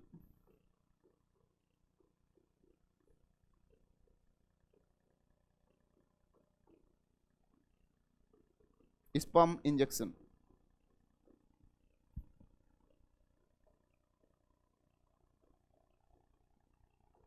टेस्ट ट्यूब को हम पात्र निषेचन ही बोलते हैं, खैर इतना तो आपको आता है। इंट्रासाइटोप्लाज्मिक स्पर्म इंजेक्शन, यानी कहीं ना कहीं लग रहा होगा कि जो फीमेल का एग है उसके साइटोप्लाज्म में हम मेल स्पर्म को पहुंचा रहे हैं ताकि फर्टिलाइजेशन का इवेंट हो सके, ये तो चाह रहे होंगे। जैसे मान लीजिए हमने फीमेल का अंडा बनाया, तो अंडे में इसका अपना वो साइट होगा, स्पर्म है मान लीजिए काबिल नहीं है कि अंदर पहुंच पाए, पेनिट्रेट कर पाए, तो इस कंडीशन में हम क्या कराते हैं, अंडे को लेते हैं और अंडे के साइटोप्लाज्म में स्पर्म को पेनिट्रेट कराते हैं। तो अब अंडा इतना बड़ा तो होगा नहीं, अंडा छोटा होगा, तो हमें प्रक्रिया क्या कराते हैं, बाहर कराते हैं, और इसी प्रक्रिया को तो फर्टिलाइजेशन कहते हैं। तो हम क्या करते हैं, टेस्ट ट्यूब में या बाहर लैब में क्या करते हैं, एग लेते हैं फीमेल का, और उसमें क्या करते हैं, एग में स्पर्म इंजेक्ट करते हैं उसके साइटोप्लाज्म में, जो भी स्पर्म का न्यूक्लियस होगा इंजेक्ट करेंगे। तो डेफिनेट सी बात है, इसी प्रोसेस को तो हम फ्यूजन या फर्टिलाइजेशन कहते हैं। इस कार्यक्रम को भी हमने कहाँ किया, बाहर किया, नेचुरल प्लेस पे तो किया नहीं फर्टिलाइजेशन के इवेंट को। ये भी तरीका क्या होगा, इन विट्रो फर्टिलाइजेशन का एक तरीका होगा।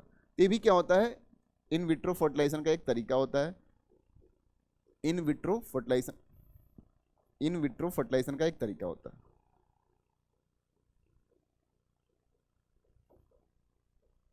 ठीक है भैया, तो ये टेक्निक है जिसके तहत हम क्या कर सकते हैं, जो बंद है, जो इनफर्टाइल इंडिविजुअल हैं, जो काबिल नहीं है कि प्रोड्यूस कर पाए, हम इन टेक्निक्स का इस्तेमाल करके उन्हें भी नई संतति का सुख प्रदान कर सकते हैं। तो यही हमारा चैप्टर था, यही चैप्टर का क्या था, सार था। चैप्टर के बारे में यही पढ़ना था हमें, चैप्टर के बारे में इतना ही पढ़ना था कि भैया हम कैसे कैसे किन किन चीज़ों से हमें इस बारे में इस चैप्टर में डिस्कस करना है, क्या क्या बातें हैं। तो हम मिलते हैं नेक्स्ट चैप्टर में, तब तक के लिए सभी बच्चों को धन्यवाद, bye bye, tata, take care, पढ़ते रहिए, मुस्कुराते रहिए, बाय बाय।